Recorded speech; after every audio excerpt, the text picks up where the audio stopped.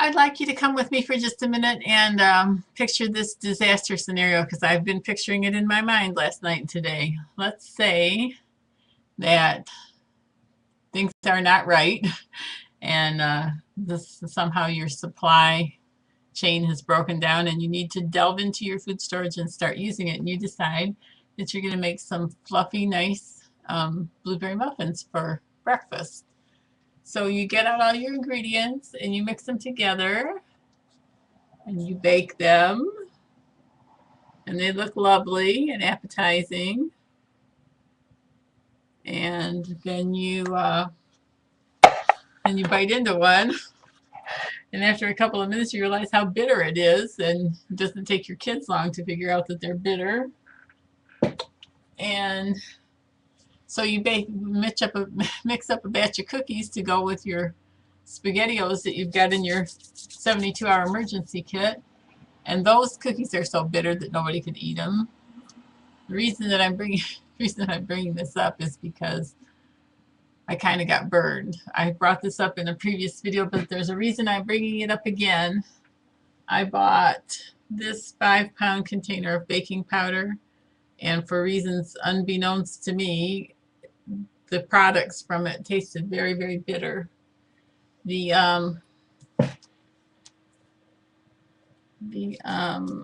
ingredients in it are sodium acid pyrophosphate, sodium bicarbonate, cornstarch, and monocalcium phosphate. But the number one ingredient is sodium acid pyrophosphate. I think I said that right.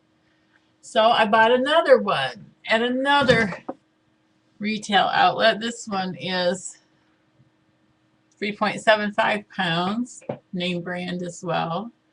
And the ingredients in this are sodium acid phosphate, sodium bicarbonate, cornstarch, and monocalcium phosphate. The first ingredient listed is sodium acid I can't read that. It's not phosphorus. It's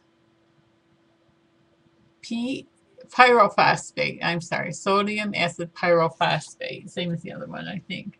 Sodium acid pyrophosphate. Okay. So they both have that's the first ingredient in both of them.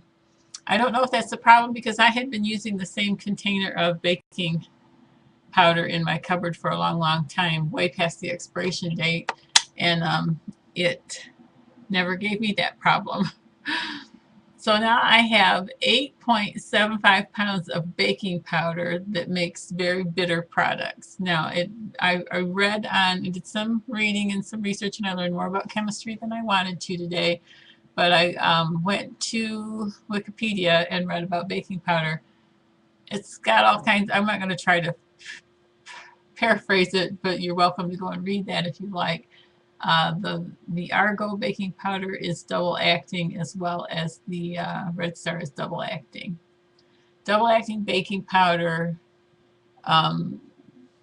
will expand somewhat as you mix it, and then once the heat hits it, it will expand again a second time. Well, the cheap baking powder that I had been using for a while was nothing other than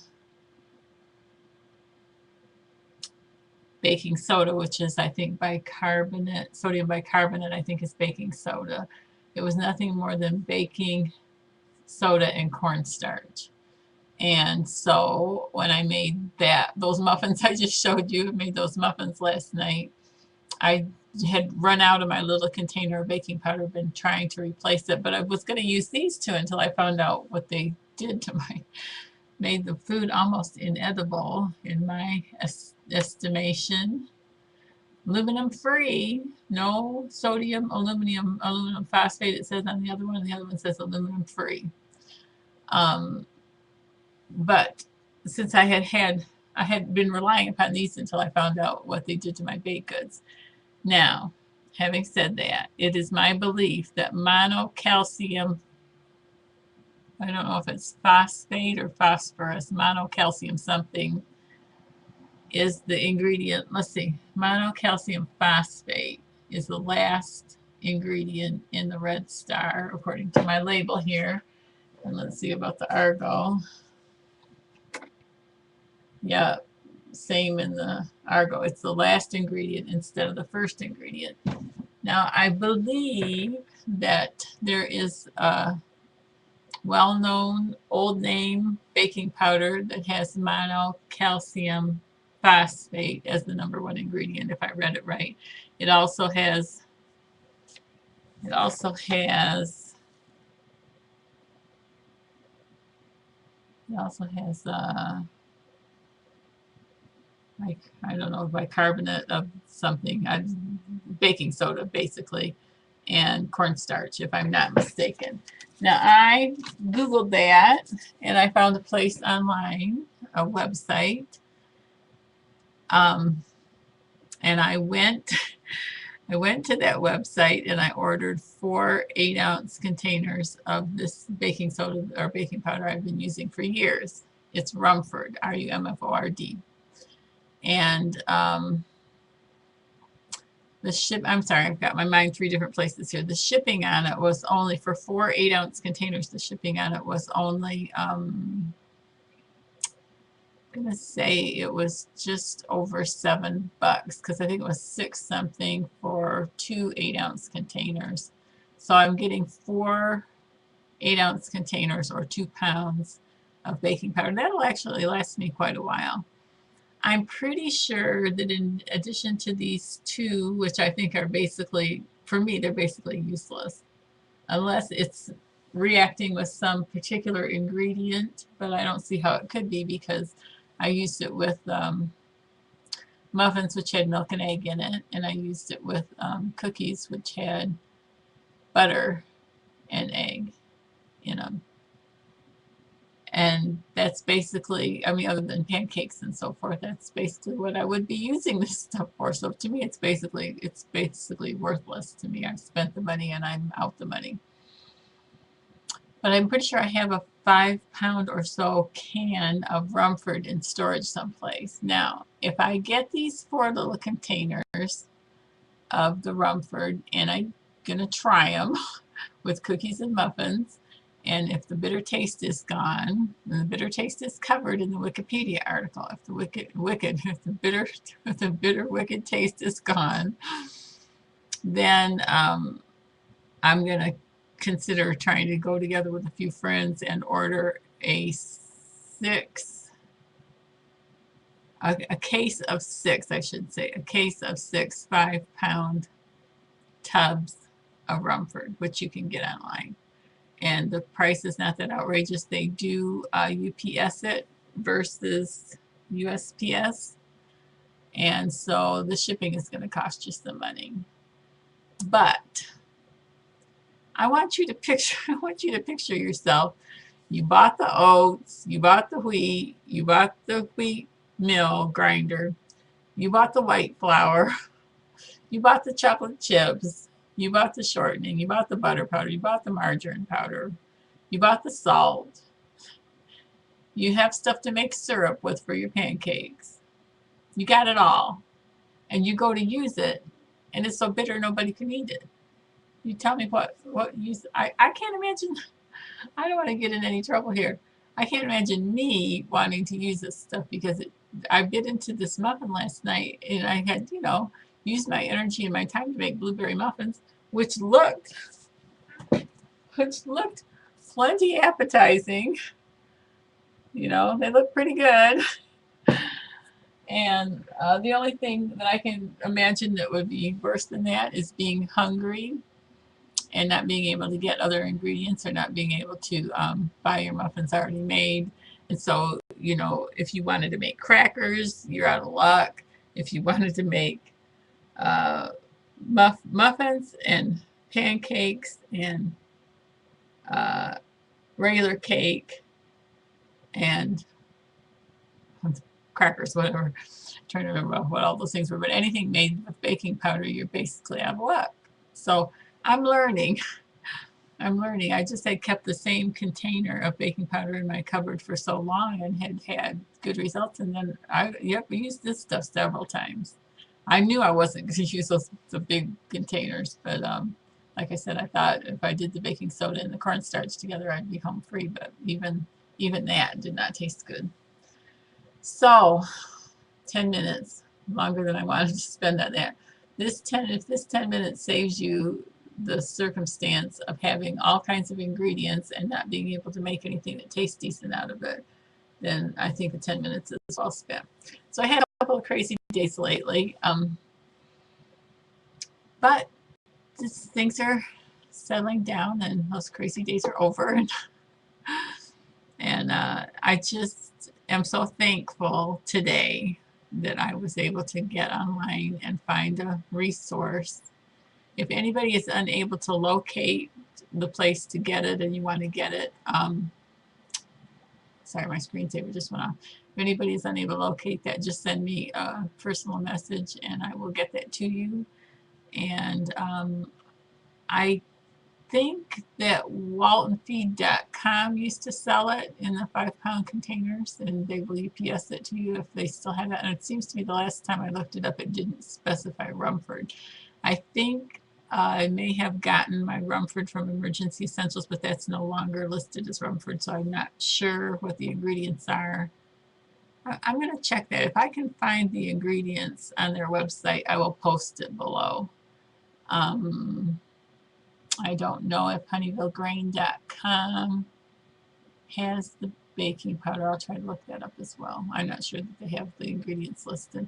But if I find other additional information, I will list it below this video. And I would humbly request that any of you who have found aluminum free, I'm thinking the stuff with the aluminum in it probably doesn't have the bitter taste because of what I read in the Wikipedia. But then the aluminum is not necessarily a good idea either. So 6 of one, half a dozen of the other. You can buy the stuff with aluminum in it, and if you're happy with that, that's up to you. I just think it would be a travesty. Is that the right word? Tragedy, travesty. If maybe that's not the right word. But anyways, I think it would be a big ugly deal if you pulled out all your ingredients and thought you were prepared and your kids won't eat any of it because it tastes bad. The muffins, like the first bite is fine, and then you swallow the second bite and you're like, ugh. So that's all for now. I'm just trying to think if there's anything else I wanted to include in here because the second video has been impossible for me to do lately. For some reason, after the first one, it kind of locks up on me and it doesn't work right. So let's see, was there anything else? There is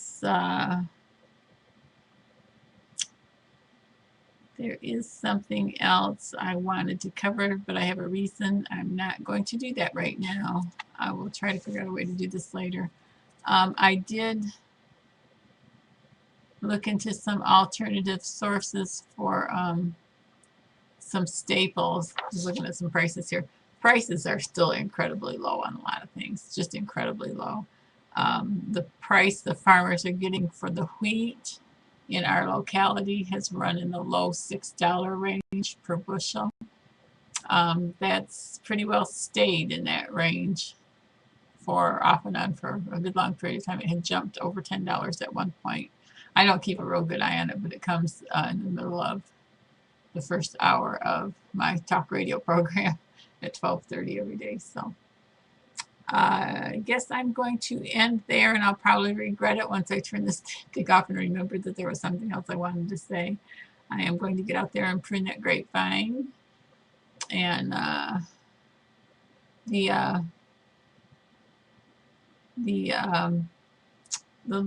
cuttings off of my grapevine are opening up a little bit more today, and it's 70 degrees outside, but like I said the last time I checked the grapevine outside, the buds were not breaking yet. So the ones in the house are at least ahead of the ones on the vine. We'll see where that goes, and I will either send a bulletin or make a video. God bless your efforts to prepare, make a list, and check it twice so you can eat more than just beans and just rice. And just because I would get on the internet and order containers of baking powder that I'm hoping are going to be better than the ones I've got here, doesn't mean you should do that. But what you should do is get out your ingredients. You know, these are going to need to be these have been opened, and these are going to need to be packaged in a different way anyway. See, I've opened it all up. They're going to need to be packaged anyway with an oxygen absorber in a canning jar. So actually, I should throw these in trash, but I'm probably not going to until I, can afford to get a whole case of the other stuff. So they have 6 cases of 6 5-pound tubs.